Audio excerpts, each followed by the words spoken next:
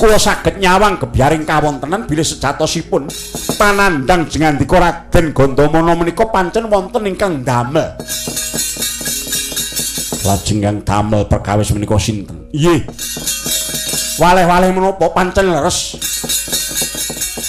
Sinuwun Prabu Tremboko badhe ngaturi rawuhipun Prabu Pandhu wonten negari Pringgondani badhe dipun kormati, badhe dipun sunggi-sunggi awit menika gurunipun. Nawala ingkang sae kala wau dipun tampi dening tiyang ingkang nami Harya Suman. Lajeng dipun salini ukaranipun dados ukara penantang. Nadyan to Nawala dipun salini utawi dipun gantos mawi Nawala ngajak perang parandene Prabu Pandhu maksih wicaksana. Prabu Pandhu taksih titis pamalasipun lajeng kengkenan jengandika Raden Gandamana supados majaraken perkawis menika dhateng Pringgondani. Mila dawuhipun Prabu Pandhu jengandika namung ijen boten kenging beta bala. Nanging sejatosipun ingkang beta wadya bala Ngastina kala wau inggih Harya Suman. Lan kawuningan ingkang dingini ngremuk negari Pringgondani sanes tiyang Pringgondani nanging Raden Suman piyambak kaliyan Kurawanipun. Sasampunipun katen lajeng jengandika Raden dipun ranjap saking keblat sekawan klebet ugi prajurit Pringgondani ingkang sami mengsah. Handika kinira jengandika ingkang beta prajurit saking negari Ngastina. Lan ingkang yasa luweng gura kala wau inggih namung Raden Harya Suman. Pamripun supados Raden Gandamana pecah.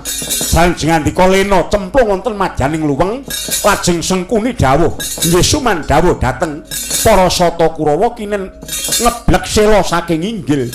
Mila Sengkuni ingkang dados tok sumbering perkawis menika Raden.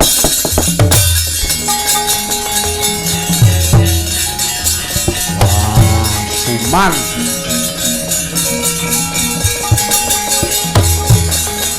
Suman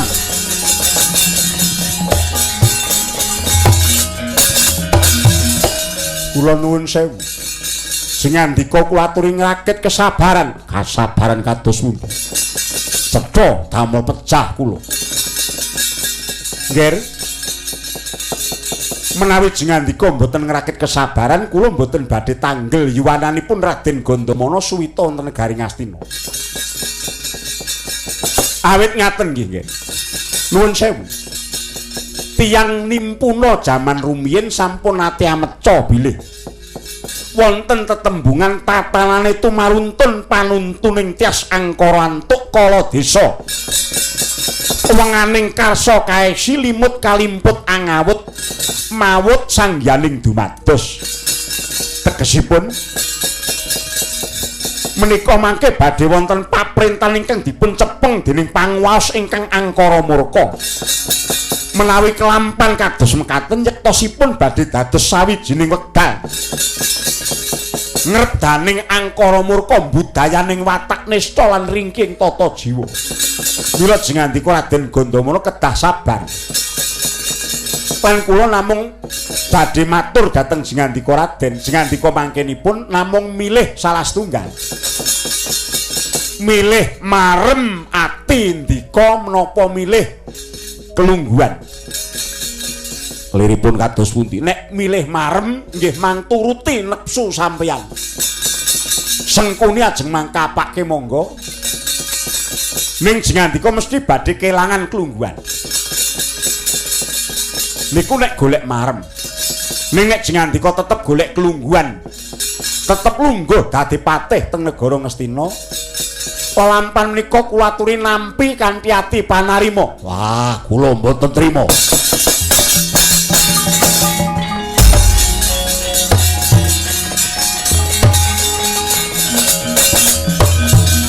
Aduh, Rama Penemban. Lampanipun Yayi Gandamana menika kados pundi? Rama Penemban kula nyuwun dawuh. Widura. Widura awat-awatana lelakoni adimu iki.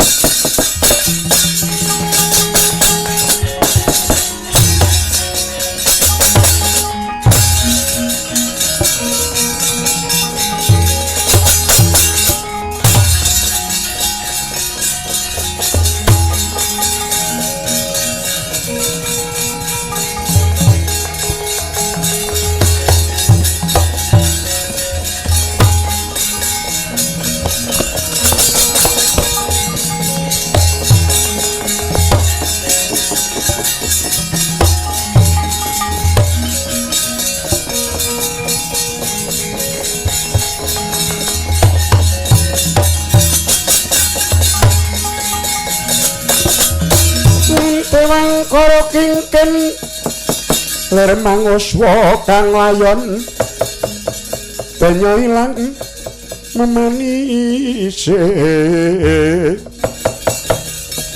padananira layu gumeku cemrah maratani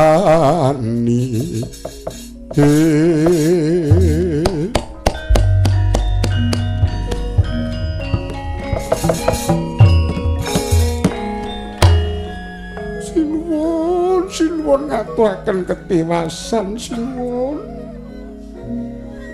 Yayi Suman teka tawan-tawan tangis. Siadi sekawit tak dawuhi supaya memanuki lakune Yayi Gandamana. Suman, ana apa iki? Teka-teka tawan-tawan tangis. Tobat adikku, adikku. Sawenane perkara ora cukup ditangisi ya, Di, gage matura ya, Suman. Aduh, sinuwun. Lepat nyunggu ing samudra pangaksami sareng kula dumugi tepes wininging negari Pringgondani. Ing mriku jebul mboten lidhok ujare wong daplok sampun dados perang ageng. Atur kowe ngajeng leres bilih Kakang Gandamana prapta negari Pringgondani kadidene ulam kecemplung wuwu. Kakang Gandamana ingkang ijen tanpa rewang dipun kroyok wadya sasa ingkang mahewu-ewu cacahipun dipun ranjap saking kiblat sekawan mboten saged bangga Kakang Gandamana. Jebul tiyang Pringgondani tuhu buta julik sasampunipun dipun ranjap Kakang Gandamana dipun cemplungaken madaning luweng dipun tablek sela saking inggil. Sinuwun samangke Kakang Gandamana pecah sinuwun.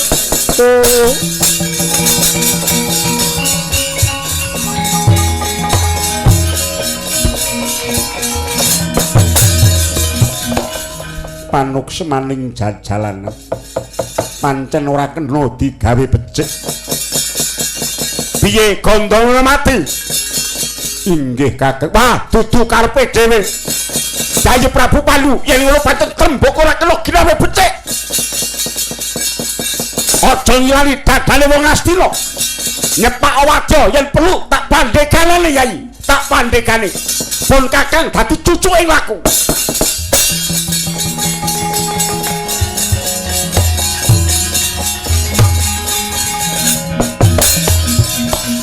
Aduh, inggih Kakang Dipati ngaturaken agenging panuwun.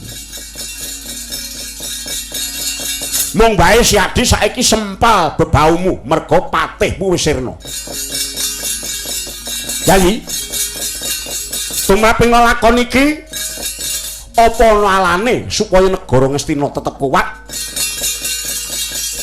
Harya Suman wisudanen dadi wrangkane Siadi nyeka patih negara Ngastina. Kula namung nderek kepareng paduka Kakang Dipati Suman. Kowe bakal tak wisuda dadi patih Ngastina.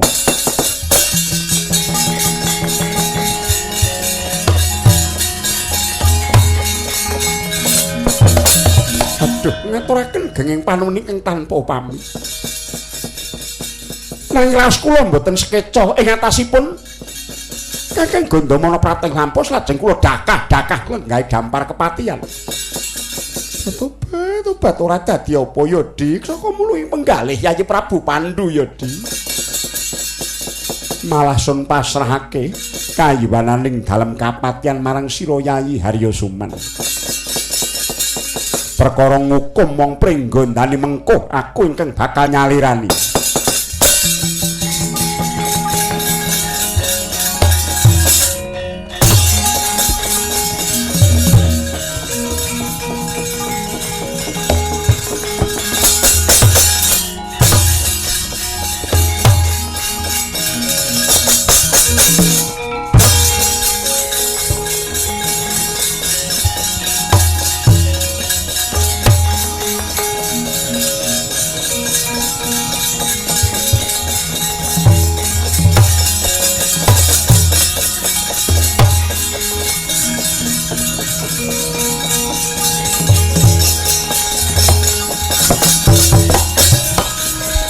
Wah, kula nderek bingah paman.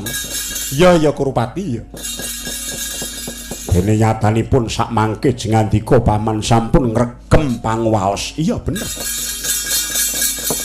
Malah kapranisipun Prabu Pandhu dalem kepatihan sak isine ning wewengkonku. Nggih. Muga-muga tetep entuk dalan sapa meneh sing tak golekke kamukten. Ya wiwit titi mangsa iki. Aku duweni pangrasa lamun to negara Ngastina tetep ana tanganmu Jaka Pitana.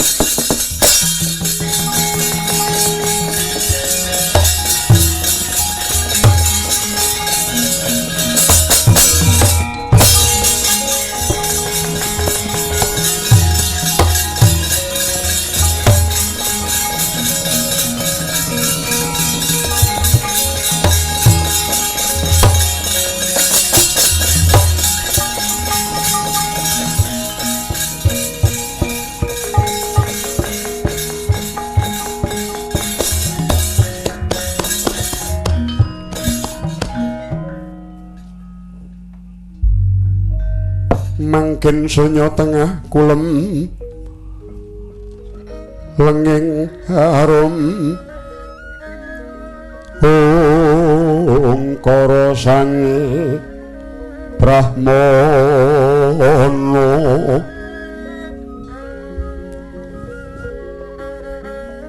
tan pendah swaraning madu pronto manut kembang rarap ning rimang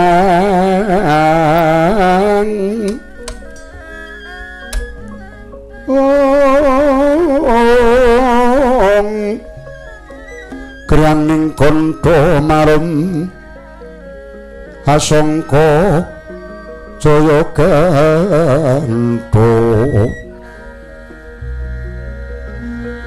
hungkungan dalang ngulir gending curinging raja sorane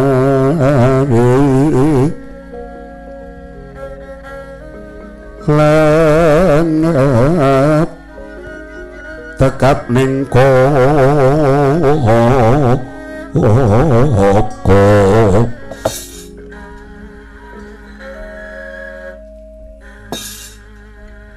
mesti wae kaget rasamu Retna Wulan. Aku prapta ning dalem kepatihan kene. Iya. Inggih. Menika Raden Arya Suman ingkang prapta. Iya. Iya, iya. Lah ya wong sepi mamring kaya ngene. Aku ngerti saklungane Kakeng Gandamana menyang negara Pringgondani. Dalem kepatihan kene iki kok kaya sepi samun. Nyatanipun ugi mboten sampun nama limrah ing atasipun kula menika garwaning jiwa satriya lan prajurit ingkang sewanci-wanci kedah siaga tinilar netepi darmanipun Raden Arya Suman. Iya iya. Ning aku rene iki mung kepengin aweh pawarta marang sira. Sepisan pawarta kabungan ingkang angka 2, pawarta ingkang yektine mesti wae bakal gawe gelaning rasamu lan uga rudatining atimu. Nun inggih lajeng perkawis menapa? Sepisan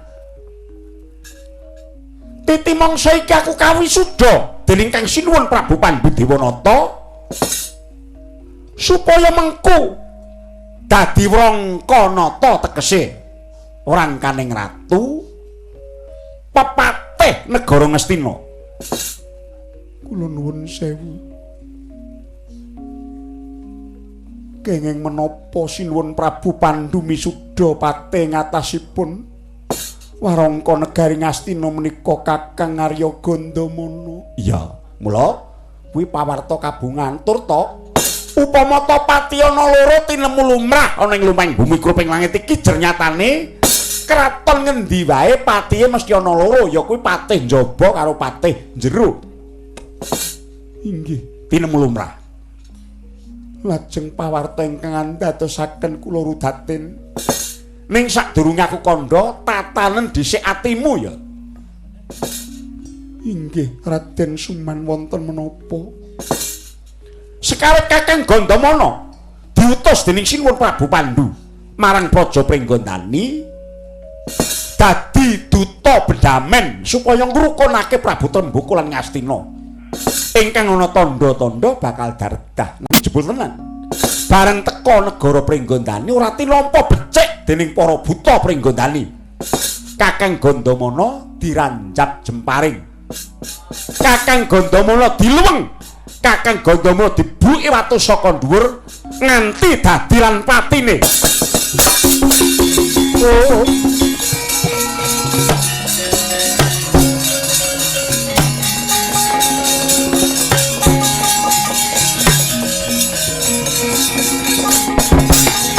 Kirining serati peran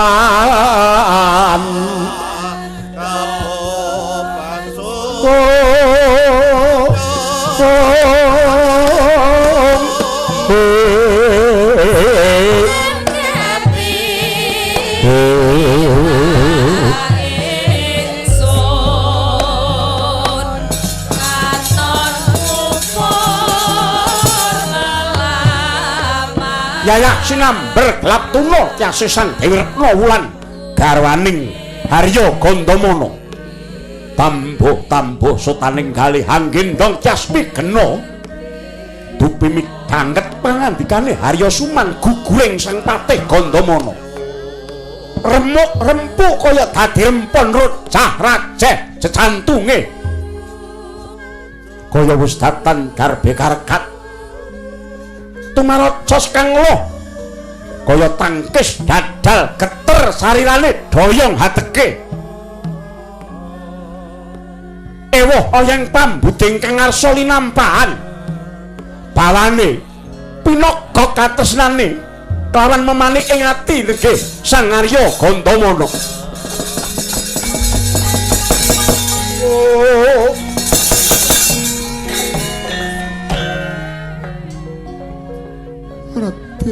Raden, kula badhe sumusul patuko. Kakang Gandamana kula sumusul patuko.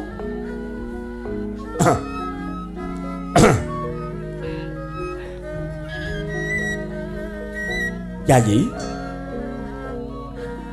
dikapake meneh jernyatane manungsa tumitah ning alam padang kuwi mung lair makarya banjur sirna.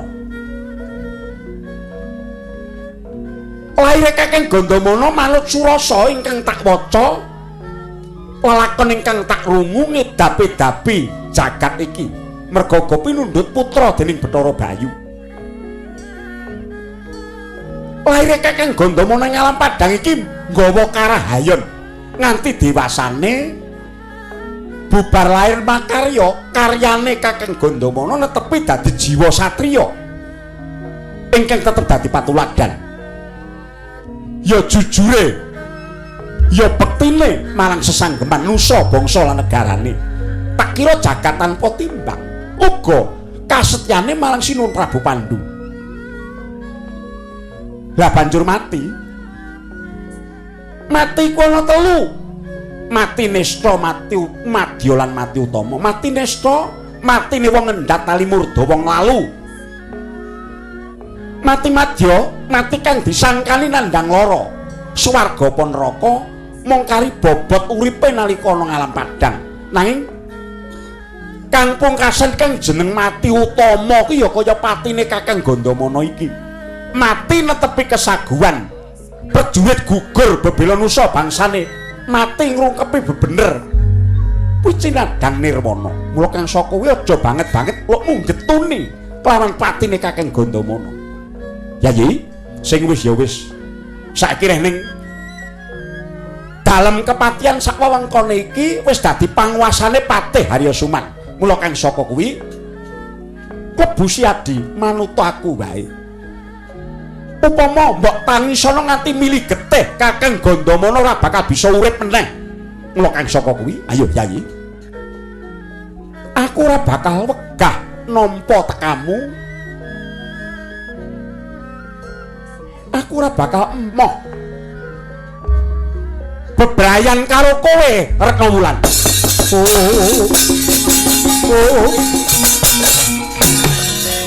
Yayi.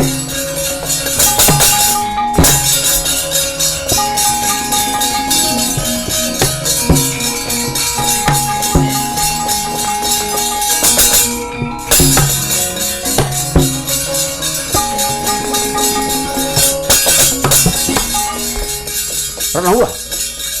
Kowe arep ngopo? Ora susah kakang gunem kang tanpa guna. Kowe arep ngopo? Ora ana cara kecoba aku mung susul kakang Gandamana. Ora kena.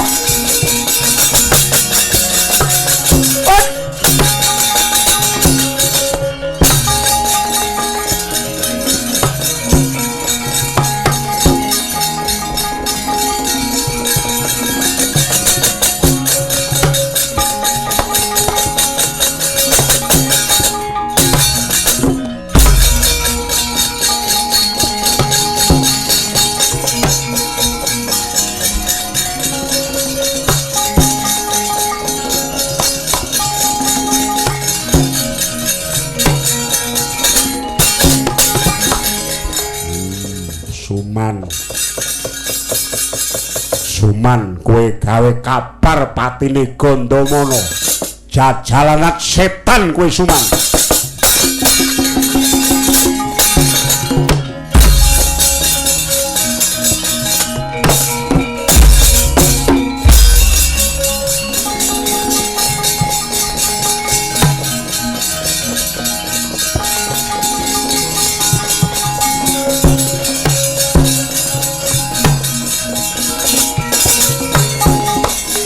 Ing sepi marganing lali kaya wong setanen Harya Suman. Jinarak rinudha peksa garwane Sang Gandamana. Nuruti karepe si dangkel sungsang nganti sak amohe.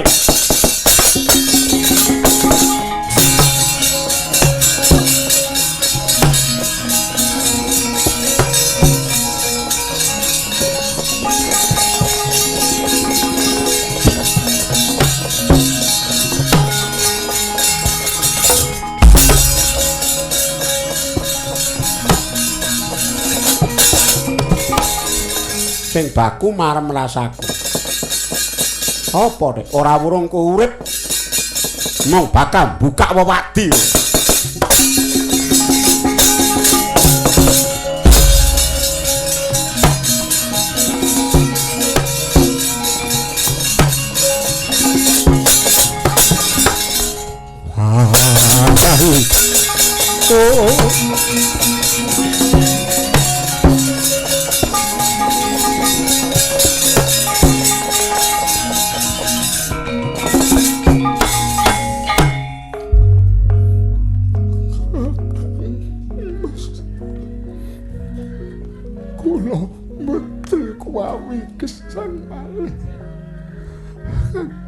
Gandamana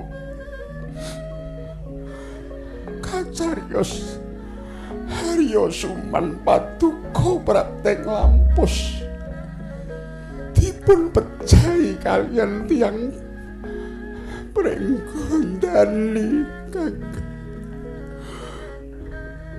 Harya Suman sakmangke sampun dados patih Ngastina. Kakang Mas, gesang kula sampun mboten badhe saged lelados dhateng paduka. Awit kula sampun dipun risak kaliyan Harya Suman.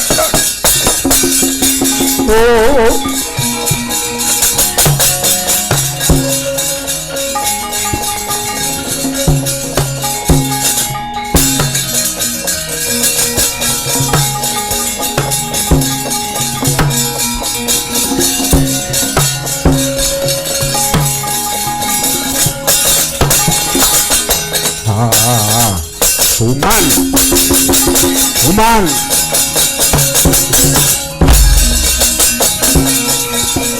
Uman. Kowe setan Suman.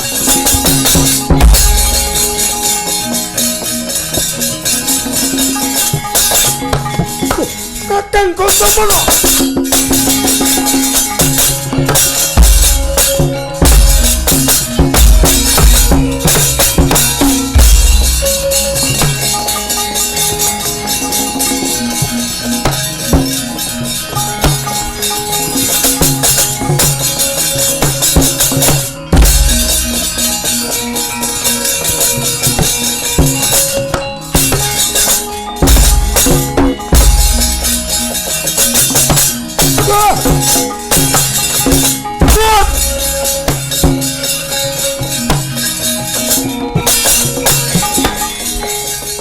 Dudu menungso Suman.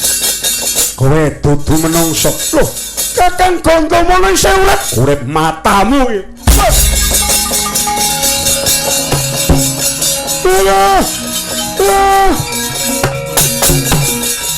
Mati aku. Kowe wong jahil. Kowe wong julik. Golek derajat, golek pangkat kena. Golek kelungguhan ora ning wong nglarang. Nanging tumindakmu kaya iblis Suman. Kudu Kakang Gondomono. Kowe mati Suman. Aja Kakang.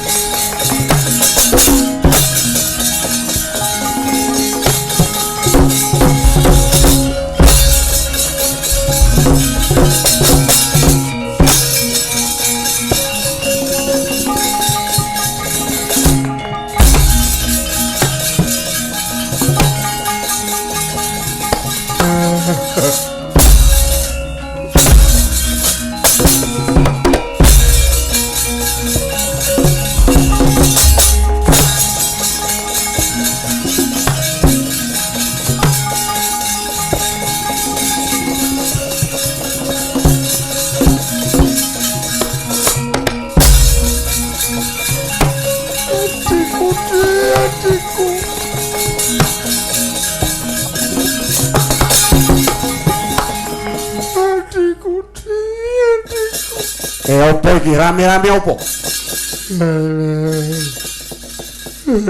Kakang Mbah. Kula nyuwun pengayoman Kakang Mbah. Ana apa Suman yo kene. Aduh. Kula dipun pulasara kaliyan Kakang Gondomono. Gondomono piye? Jare kowe kandha Gondomono wis mati. Nggih, sekawit sampun pecah. Kula sumer piyambak nanging mboten ngertos sangkaning bila dumadikan kula panggihan Kakang Gondomono. Nitik saking lagak lagon laganipun kados sampun benten. Beneh kalian Kakang Gondomono ingkang sampun-sampun. Malah sak mangke kados Malik tinggal kaya dadi wong pringgondani. Malah nantang-nantang wuh-wuh badhe mateni Prabu Pandu. Kaya apa dapure Gondomono?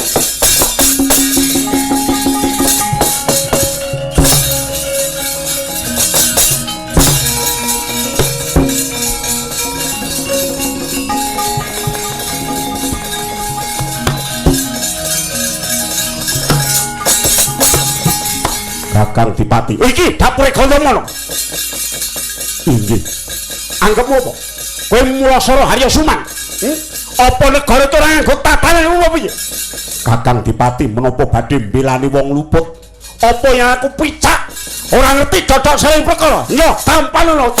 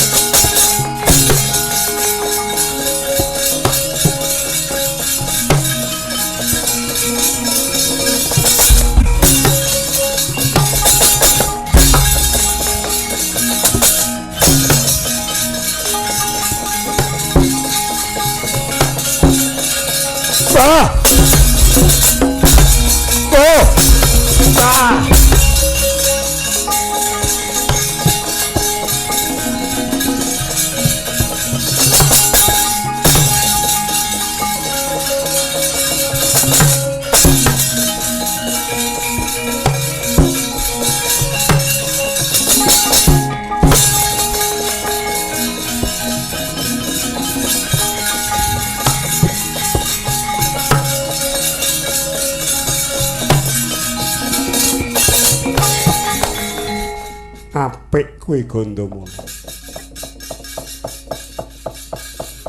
Rumangsamu kowe duwe panguwasa tunggal ana Ngastina.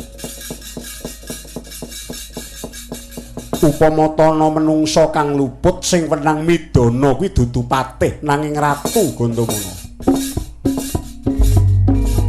Oh.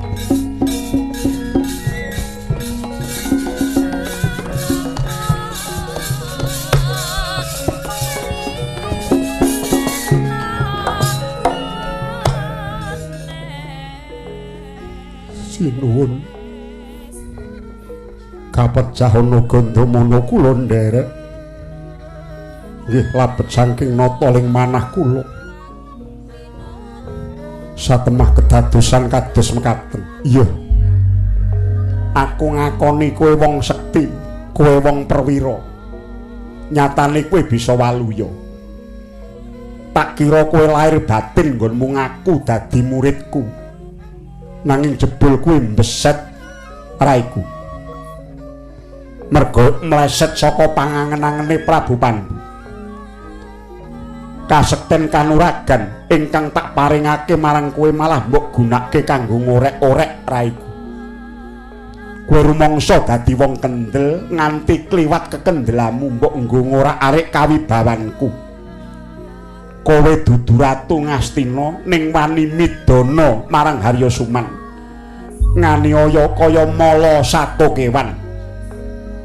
Luwih-luwih Gandamana uga wani kelawan Kakang Dipati Dastarata. Mleka mripatmu ala tanpa rupa kae sedulurku tuwa. Yen isih kepengin golek marem, ayo monggo dampar keprabon jejerana Prabu Pandhu. Oh.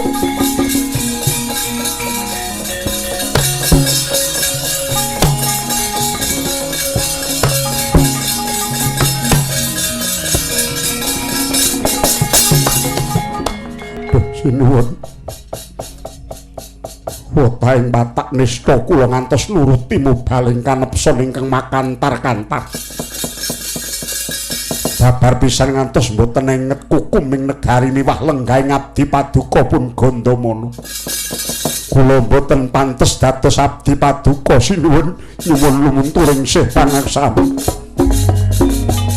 Oh.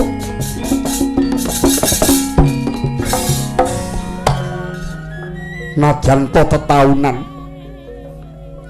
Gandamana tansah nampi piwucal paduka ing reh kautaman saha kaprawiran saking paduka. Parandini kula babar pisan boten kuwawing luhuraken asma paduka kapara. Gandamana malah duraka ing patrap.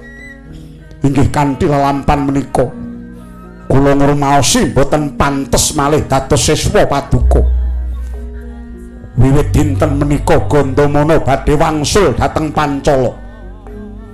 Namung duh sinuwun piwucal saking paduka mugi dadosa sangu pecah kula. Oh.